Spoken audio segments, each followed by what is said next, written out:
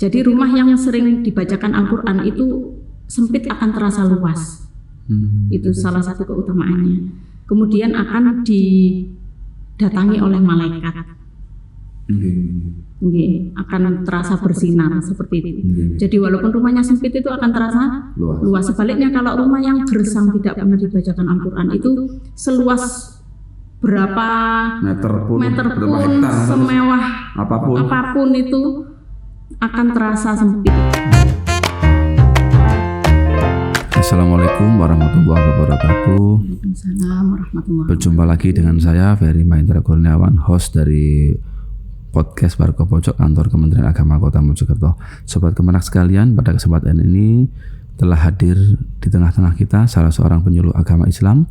Beliau sehari-hari bertugas atau dinas di KUA Kecamatan Prajurit Kulon.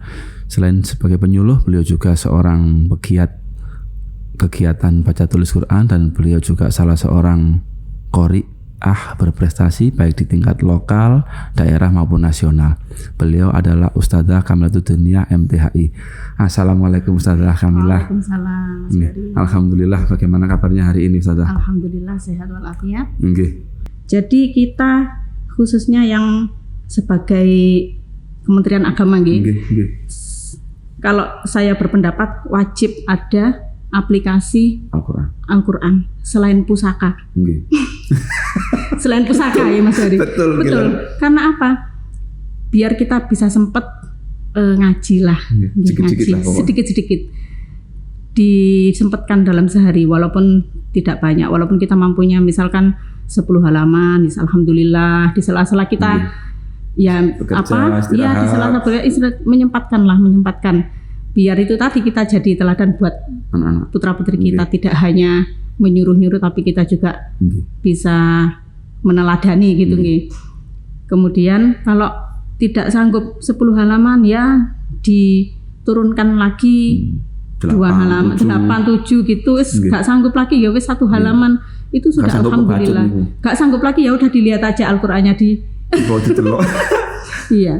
Itu saya rasa wajib HP kita wajib ada, karena HP ini saya kalau nasihatin anak-anak di rumah sama santri Anda di rumah itu, bab HP memang yang utama sekarang itu menjadi momok nih. Di sisi lain mereka itu Gen Z. Tidak bisa lepas dari yang namanya HP, tapi kita hanya bisa memberikan wacana bahwa HP itu koyok setan gepeng. Saya itu kalau bilang gitu, seperti pisau yang punya 2 mata, sisi yang jika kita bisa mempergunakannya dengan kebaikan maka akan baik. Sebaliknya itu. Kembali lagi ke yang manula tadi. Manula, bukan manula mohon maaf, lansia. Jadi untuk memulai tidak perlu malu, karena untuk belajar Al-Quran tidak ada batasan sampai kapan.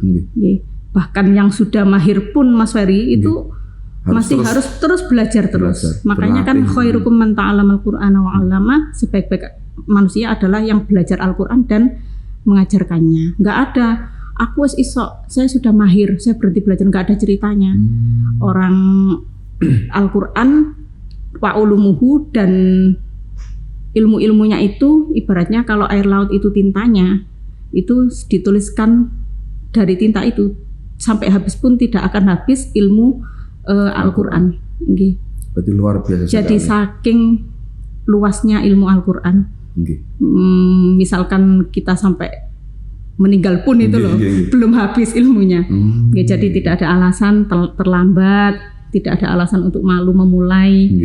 Allah sendiri itu sampun bermurah hati, memberikan atau mendeskripsikan pahala bagi orang yang belajar Al-Quran, yang bagi yang mahir itu akan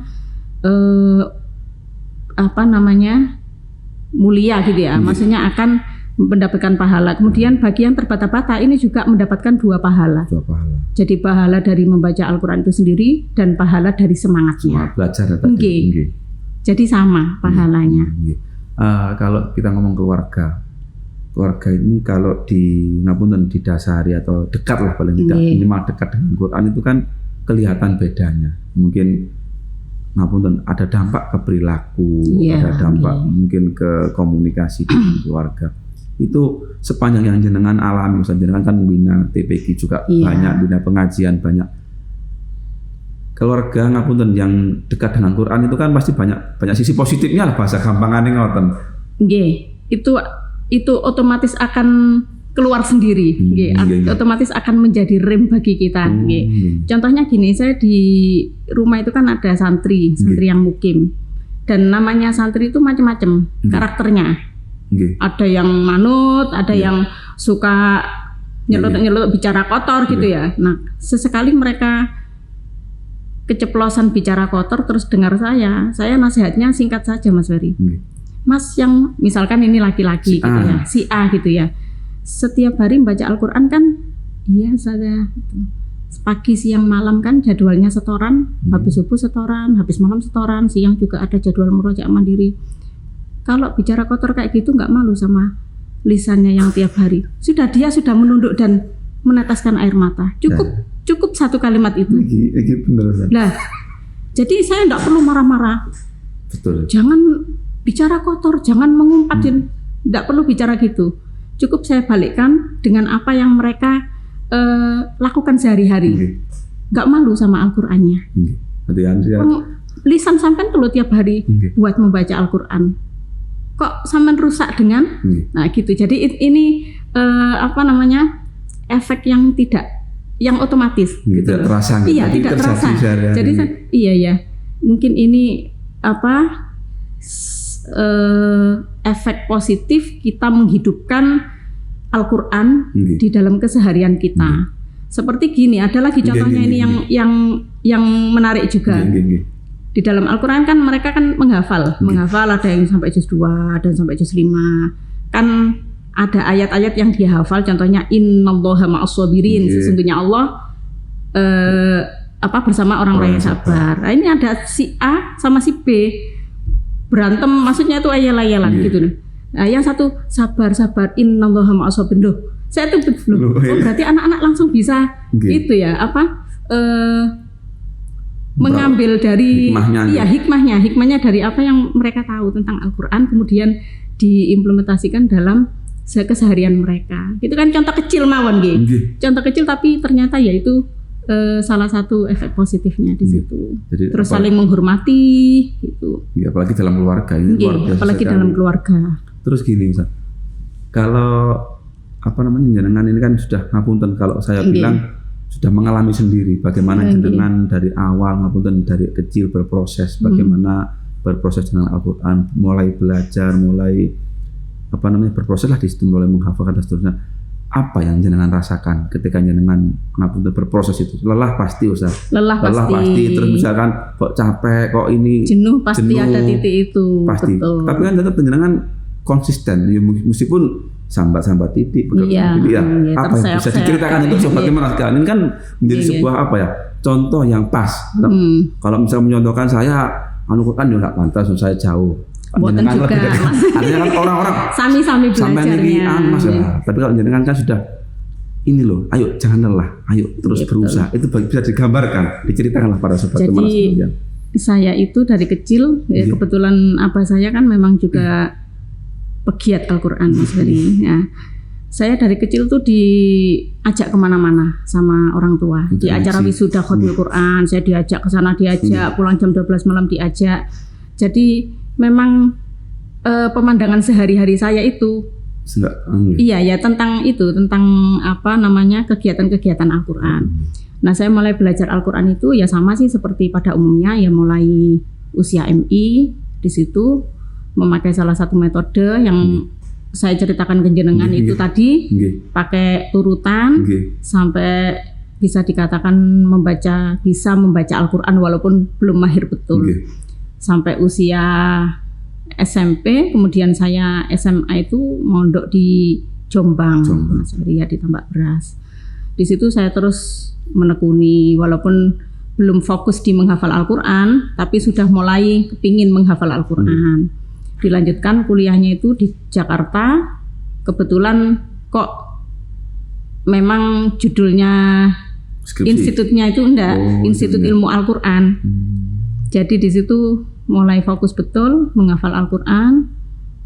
Proses-prosesnya juga yaitu tadi seperti yang jenengan katakan, lelah pasti ada, jenuh pasti ada, tapi kita dua itu tadi yang saya pegang pokoknya himma aliyah dan istiqomah, itu aja sih, istiqomah dan kemauan yang tinggi, kemudian orang tua mendukung, terus guru-guru kita juga semangat dalam mendampingi gitu. Nah di titik-titik jenuh kita jangan lama-lama jenuhnya, kalau saya gitu. Pokoknya dulu oke lah. Iya, kita kok jalan-jalan sebentar gitu ya, habis itu sudah kembali lagi ke setelan pabrik.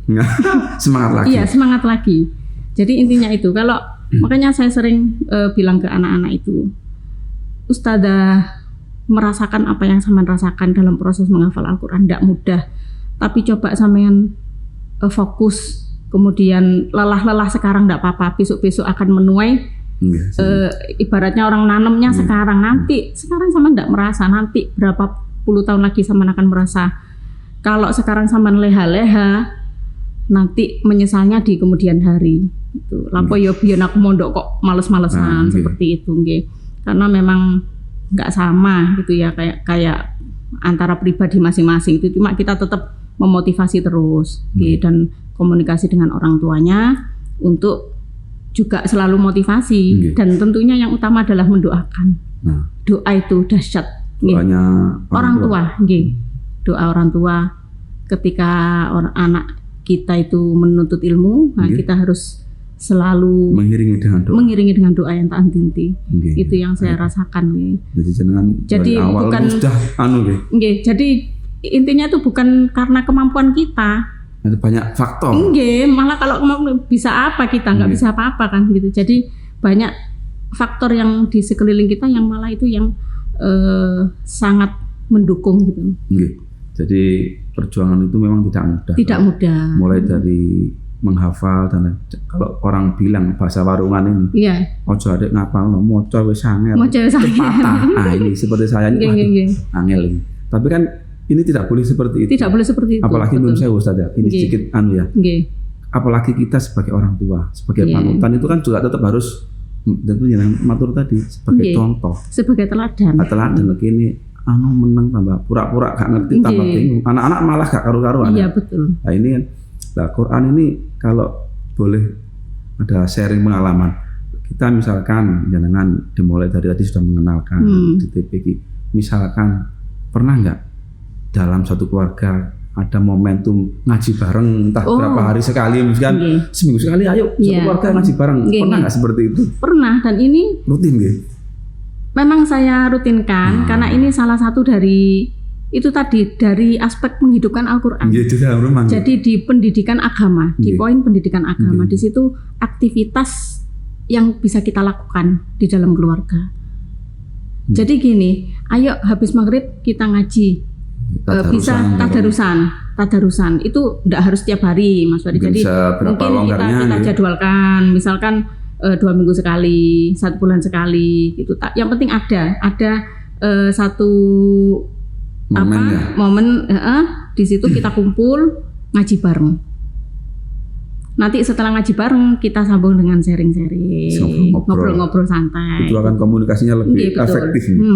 Jadi itu kan kadang-kadang ngapunten orang kalau saya lihat di pondok Nun Sewu, anak-anak ngaji luar biasa, di TPK ngaji, di rumah seolah-olah harus ngaji brahi, HP di pol. Seperti kayak refreshingnya gitu. Seperti kayak refreshing. Itu kan juga ngapunten, tidak apa-apa mau orang refreshing, tapi kan kadang-kadang mau balik lagi males, karena di rumah nggak support gitu loh.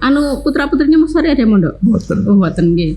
Jadi memang gitu, kebanyakan kalau sudah liburan di rumah pun Al-Qur'an ditaruh, HP-nya di semacam apa ya, balas dendam lah. Iya, semacam refreshingnya. Tidak apa-apa sih. Tapi tetap itu tadi, kalau saya anak saya itu yang pertama itu, kalau di rumah dia langsung nyekel HP.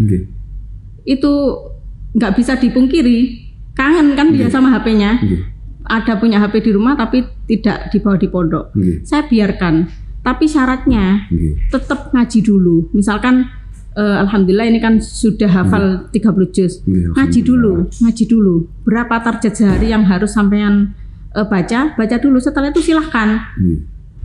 Yang nggak boleh kan HP-an terus sama ngaji. Terus tapi ngajinya ndak. Gitu loh. Jadi kita sebagai orang tua ya ndak boleh terlalu ketat, apalagi nggak boleh HP-an sama sekali, ya kasihan juga. Kalau saya saya jadi ngaji dulu, diselesaikan targetnya berapa jam sih. Setelah itu baru puasa dulu lah, puasa habis itu sama riyoyo. Ibaratnya seperti itu. Betul. Puasa dulu berapa jam, targetnya diselesaikan, tugas hariannya, istiqomahnya tiap hari itu biar ndak putus selama di pondok itu loh. Kemudian silakan HP-an udah. Gitu. Jadi selain diberikan ruang untuk ngaji di pondok, kemudian di rumah juga dihidup-hidupkan, saling berbagi. Toh juga nanti ketika ada yang pegang HP, kita ambil kebijakan lah. Iya, orang tua itu jadi nggak saklek banget. Jadi kasihan juga karena mereka juga kalau kita terlalu salaf, terlalu ini kembali ke pribadi masing-masing ya. Ini kalau versi saya. Jadi tetaplah mereka itu loh, kan ada sebuah makalah gitu ya kalau saya bilang, didiklah anak sesuai dengan zamannya. Betul. Kita dulu ndak ada HP, tapi anak sekarang ndak pakai HP.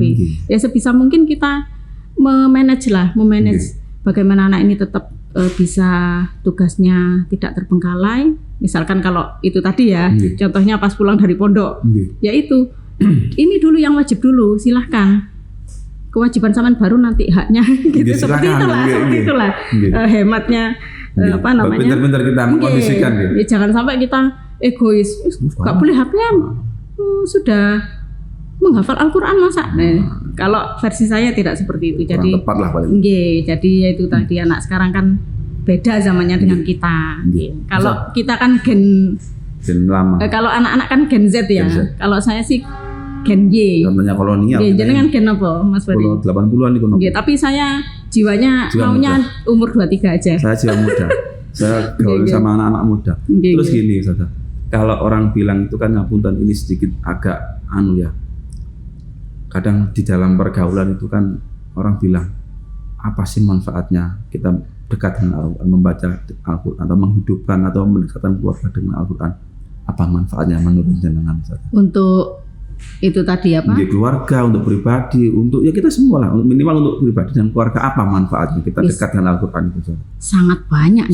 Ini jelas. Jadi kita itu akan ada itu tadi ada semacam pola kehidupan kita itu yang otomatis mengikuti. Jadi ya itu tadi seperti yang saya contohkan, hal-hal kecil seperti kita mau bicara kotor kok ya malu sendiri. Sehari-hari kita ini membaca Al-Quran seperti ada remnya gitu loh. Walaupun kayak kalau saya sendiri ya, kembali ke diri saya karena ini ya termasuk mengingatkan diri saya sendiri. Jadi manusia kan tak lepas dari salah dan khilaf tak pernah lepas dari salah dan khilaf, tapi sebisa mungkin ketika kita melakukan kesalahan itu tadi langsung kembali ke Al-Quran itu tadi. Jadi Al-Quran itu menjadi pedoman kita. Yang namanya manusia kan, kalau ada statement manusia tidak ada salahnya, berarti dia bukan manusia, malaikat, atau sebaliknya kalau salah terus itu juga setan namanya. Tapi kita kan kolaborasi dari keduanya. Tengah-tengah. Jadi menghidupkan Al-Quran di masyarakat atau khususnya lingkup terkecil di keluarga ya sangat luar biasa manfaatnya. Atau di rumah kita sendiri ya, di manfaat yang di benda mati. Di rumah kita itu jadi ada saya tidak tahu ini hadis apa enggak ya. Jadi rumah yang sering dibacakan Al-Quran itu sempit akan terasa luas. Itu salah satu keutamaannya. Kemudian akan didatangi oleh malaikat. Akan terasa bersinar seperti itu. Jadi walaupun rumahnya sempit itu akan terasa luas. Sebaliknya kalau rumah yang gersang tidak pernah dibacakan Al-Quran itu seluas berapa meter pun semewah apapun itu akan terasa sempit. Nah, gitu, dan malaikat pun tidak akan ke situ. Terakhir Ustaz. ada nggak pesan-pesan untuk sobat Kemenak sekalian, untuk para nunsewu, para putra putri kita, untuk rekan-rekan kita mungkin di tempat kerja atau keluarga-keluarga yang ingin atau bagaimana menghidupkan Quran dalam Quran, ada pesan-pesan? Dimulai dari sekarang. Pesannya dimulai dari sekarang, karena dengan kita menghidupkan Al-Quran dari mulai lingkup terkecil keluarga, nanti bisa merambah ke lingkungan masyarakat, karena kita kan apalagi kalau teman-teman gitu kan sudah levelnya sudah mengajar Al-Quran gitu, tidak hanya belajar tapi mengajar Al-Quran. Ya dimulai dari sekarang karena sangat besar manfaatnya, dan itu nanti kita akan menciptakan ikhtiar, tetap dalam konsep, tetap dalam bingkai ikhtiar, menciptakan generasi yang Qurani juga. Jadi anak-anak kita sekarang kecil, nanti besar mereka pun akan memiliki jiwa-jiwa yang Qurani gitu. Alhamdulillah.